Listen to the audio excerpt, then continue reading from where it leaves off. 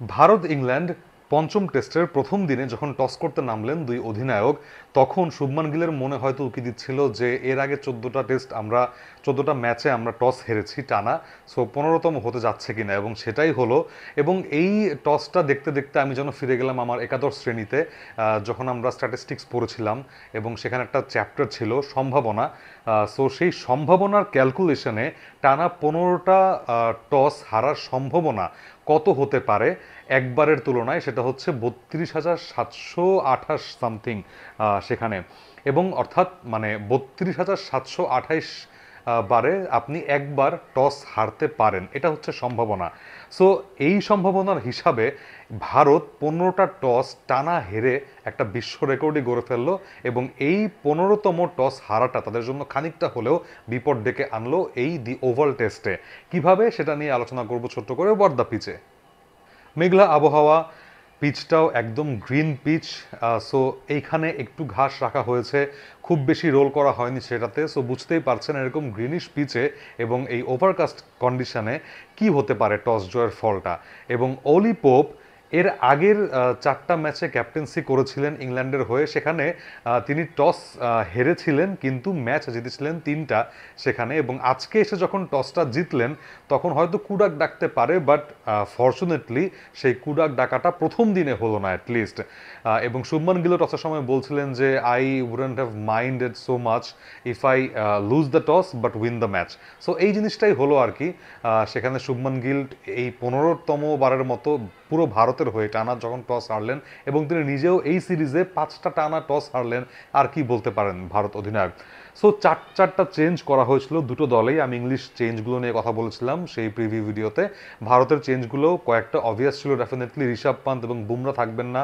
So তাদের জায়গায় সেখানে আকাশদীপ ঢুকেছেন বুমরার জায়গায়, এবং ধ্রুব জুরেল ঢুকেছেন ঋষভ পান্তের জায়গায়, এবং তার পাশাপাশি কারুন নায়ার ঢুকে পড়েছেন সেখানে শার্দুল ঠাকুরের জায়গায়। ইয়েস, শার্দুল ঠাকুরকে এই দি ওভালের ট্র্যাক রেকর্ড মাথায় নিয়েও ভারত যখন এই ম্যাচে তাকে রাখেনি, বুঝতে হবে যে অবশ্যই কিছু না কিছু আছে, সেই কথায় পরে আসছি। এবং আরেকটা চেঞ্জ করা হয়েছে, তাদের প্রসিদ্ধ কৃষ্ণা ঢুকেছেন আনশুল কাম্বোজের জায়গায়। সো এই চারটা চেঞ্জ দুটো দলেই, বাট শুরুটা ইংলিশ বোলাররা দুর্দান্তভাবেই করলেন একদম প্রথম ওভারেই, প্রথম দিকেই আর কি। ইয়াশস্বী জয়সওয়ালকে অ্যাটকিনসন তুলে নিলেন একটা দুর্দান্ত ডেলিভারিতে। প্রথমে আম্পায়ার সেটাকে আউট দেননি, রাজা ছিলেন সেই আম্পায়ার, বাট তারপরে রিভিউ নিয়ে ইংলিশরা দুর্দান্তভাবে, এবং অলি পোপ একদম সেখানে রাজি হয়েছিলেন শেষ মুহূর্তে রিভিউটা নিতে। সো সেই রিভিউটা নিয়ে জয়সওয়ালকে আউট করা হয়েছে। আম্পায়ারের কথায় যদি আমি আসি, আম্পায়ারিংটা খুবই টপ ক্লাস হয়নি এই টেস্ট ম্যাচে, অবশ্যই প্রথম দিনে হিসাব বলবো আমি। বিকজ আরও একটা ডিসিশন ধ্রুব জুরেলের খুব দৃষ্টিকটুভাবে আসান রাজা আউট দিয়েছিলেন, বাট পরে রিভিউ নিয়ে দেখলেন জুরেল যে অফ স্টাম্প লাইনের অনেকটা বাইরেই বলটা পিচ করে যেত, এবং ইম্প্যাক্টটাও লাইনের বাইরে ছিল। নো শট অফার করেছিলেন দেখে তাকে আউট দিয়ে দেওয়া হয়েছিল। সো এরকম আম্পায়ারিং মোটামুটি অন এভারেজ গেছে, খুব একটা ভালো যায়নি। বাট ইংলিশরা দুর্দান্ত বোলিং করেছেন, একদম নিউ লুক একটা পেস অ্যাটাক। অবশ্যই অ্যাটকিনসন সেখানে আছেন, জশ টাংকে ফেরত আনা হয়েছে, আবারও জেমি ওভারটন আছেন, ক্রিস ওকস তো আছেনই তার পাশাপাশি। সো চারজন পেসারকে নিয়ে ইংল্যান্ড বেশ ভালো মতোই চেপে ধরেছিল ভারতীয়দের। এবং ওভারটন যখন আসলেন তখন বেশ অনেকটা ওভারই হয়ে গেছে, দিনে হালকা একটু রোদ উঠেছে, পুরো দিনে সেই সময়টাই ছিল। এবং ওভারটনও খুব একটা বেশি ভালো বোলিং যে করছিলেন সেটা বলা যাবে না। এবং দৃষ্টিকটুভাবে প্রত্যেক ইংলিশ বোলাররা মিলে যেই পরিমাণে এক্সট্রা দিয়েছে, এবং স্পেশালি জশ টাংয়ের কথা বলতে হয়, তিনি প্রথম ওভারের 11টা রানই দিয়েছেন এক্সট্রাতে, এবং সেই দুটোই হচ্ছে ওয়াইডে, দুটো ওয়াইডই বাউন্ডারির দিকে গেছে। সো বুঝতেই পারছেন যে জশ টাংয়ের রিদমটা তিনি ফিরে পাচ্ছিলেন না। এবং একই সাথে ক্রিস ওকসের কথা বলতে হয়। ক্রিস ওকস এই যে 4টা টেস্ট ম্যাচ টানা খেলে পঞ্চম টেস্ট ম্যাচটাও খেললেন ইংলিশদের হয়ে, এই যে ধকলটা গেছে তার, জফরা আর্চারকে দুটো ম্যাচ খেলিয়ে বিশ্রাম দেওয়া হয়েছে, বেন স্টোকসকে বিশ্রাম দেওয়া হয়েছে, অন্যান্য বোলারদেরকেও ঘুরিয়ে ফিরে ব্যবহার করা হচ্ছে, বাট ক্রিস ওকস এই যে এন্ডারসন ব্রড পরবর্তী যুগে টানা বোলিং করে যাচ্ছেন, ধকলটা বোঝাই যাচ্ছিল। তিনি অন এভারেজে পেস তুলেছেন 130 থেকে 132, বুঝতেই পারছেন। এবং সেই স্পিডে তিনি দমে যাননি, বরং সেটাকেই অস্ত্র হিসেবে ব্যবহার করেছেন, স্লোয়ার ডেলিভারি দিয়ে খানিকটা ভরকে দিয়েছেন ভারতীয় ব্যাটারদেরকে। এবং কে এল রাহুল যেই ক্লোজ বডি লাইন একটা স্লোয়ারে কাট করতে গিয়ে আউট হয়েছেন, সেই বিভ্রান্ত হয়েই কিন্তু আউটটা হয়েছেন। 128 কিলোমিটার/আওয়ারের বল আই থিঙ্ক কে এল রাহুলের জন্য খুব একটা বড় কিছু ছিল না, বাট সেই যে একটা দমনা ভাব, যে হঠাৎ করে যখন একটা ভ্যারিয়েশন আসে তখন ব্যাটাররা একটু হলেও থতমত খেয়ে যান। সো সেইভাবেই কাট করতে গিয়ে কে এল রাহুল আউট হয়েছেন। বাট দিনের সবচাইতে আলোচিত মোমেন্টটা ছিল ডেফিনেটলি শুভমান গিলের উইকেটটা। রান আউট হয়েছেন শুভমান গিল, বাট এর আগে ক্যাপ্টেন হিসেবে একটা সিরিজে সর্বোচ্চ রানে সুনীল গাভাস্কারকে তিনি পার করে গেছেন, 733 রান প্লাস। এখন তার একটা সিরিজে সুনীল গাভাস্কারের ছিল 732 রান।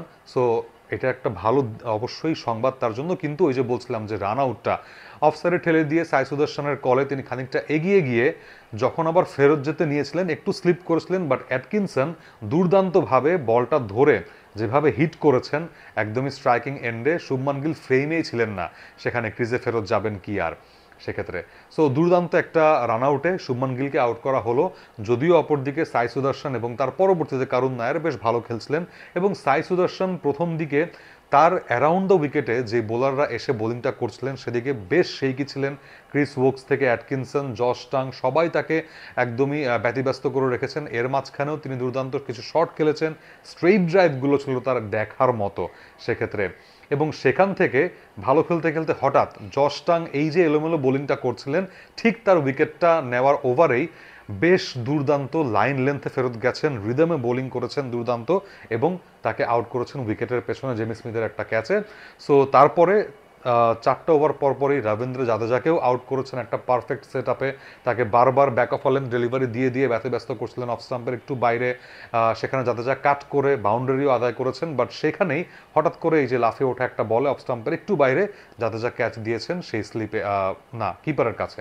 ইয়াস, দিনের বাকি সময়টা ভারত যেভাবে ওই হঠাৎ করে 101 রানে 3টা উইকেট ছিল তাদের, সেখান থেকে হঠাৎ করে 125-27 রানে 5টা উইকেট হারিয়ে ফেললো তারা, এবং তারপরে আরেকটু পরে গিয়ে 150 হতে হতে 6টা উইকেট হারিয়ে গেল। বাট শেষ পর্যন্ত দিনটা তারা 204 রানে ওই 6টা উইকেট নিয়েই শেষ করেছে।